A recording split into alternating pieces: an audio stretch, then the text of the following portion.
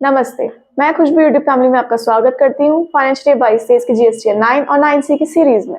और मैंने नीचे डिस्क्रिप्शन में अपनी सारी वेबसाइट की लिंक दे दी है जिससे आप हमें सोशल मीडिया प्लेटफॉर्म पर फॉलो कर सकें और ऐसी इन्फॉर्मेटिव वीडियो देख सकें। पहले हम समझेंगे कि जीएसटी एनुअल रिटर्न होता क्या है।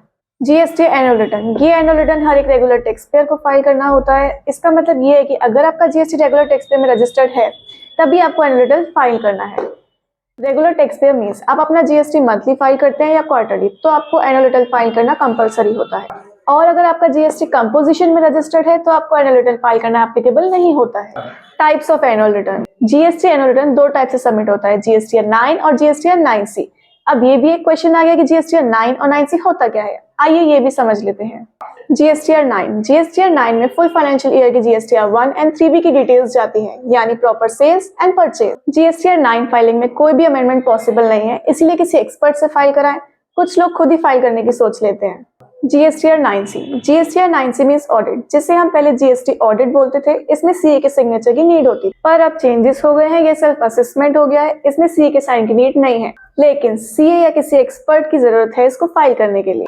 अब बात करेंगे कि टर्नओवर क्राइटेरिया क्या है जीएसटीआर 9 और 9C के लिए। जीएसटीआर 9, अगर आपका टर्नओवर 2 करोड़ क्रॉस कर गया है तो आपको फाइल करना मैंडेटरी है। जीएसटीआर 9C, अगर आपका बिजनेस टर्नओवर 5 करोड़ क्रॉस कर गया है तो आपको जीएसटीआर 9 के साथ जीएसटीआर 9C भी फाइल करना मैंडेटरी। एक कंडीशन और, अगर आपका एनुअल टर्नओवर 2 करोड़ से क्रॉस नहीं हुआ है फिर भी आपको एनुअल रिटर्न फाइल करना जरूरी है। पहला, आपकी सेल्स में मिसमैच है। मिसमैच का मतलब इनकम टैक्स रिटर्न के टाइम पे आपकी सेल्स कुछ और थी और आपके जीएसटी में टर्नओवर कुछ और शो हो रहा है। उस डिफरेंस को सही करने के लिए हम जीएसटीआर 9 फाइल करते हैं।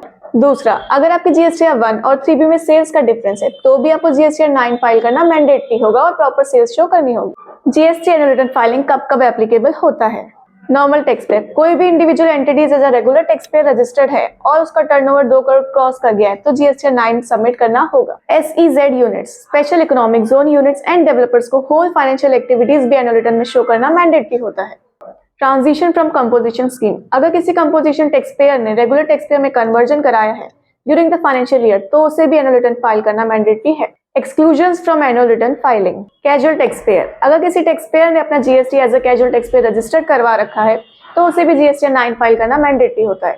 कैजुअल टैक्स पेयर मींस आपका बिजनेस ओकेजनली है, like exhibitions and festivals. Non resident tax payer, अगर कोई tax payer out of country है और उसने इंडिया में कोई टैक्सेबल ट्रांजैक्शन किए हैं और उसका GST under non resident taxable person registered है तो उसे जीएसटीआर 9 फाइल करवाना मैंडेटरी है। Due date for filing annual return, GSTR 9 और 9C की due date next financial year 31 दिसंबर होती है और अगर हमने 31 दिसंबर तक एनुअल रिटर्न फाइल नहीं किया तो क्या होगा, क्या पेनल्टी लगेगी।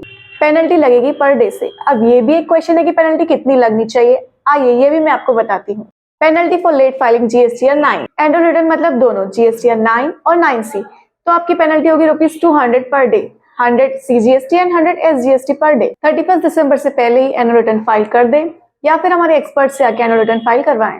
ऐसी ही इन्फॉर्मेटिव वीडियो के लिए हमारे चैनल को सब्सक्राइब करें, हमारी वीडियो को लाइक और शेयर करें। Thank you.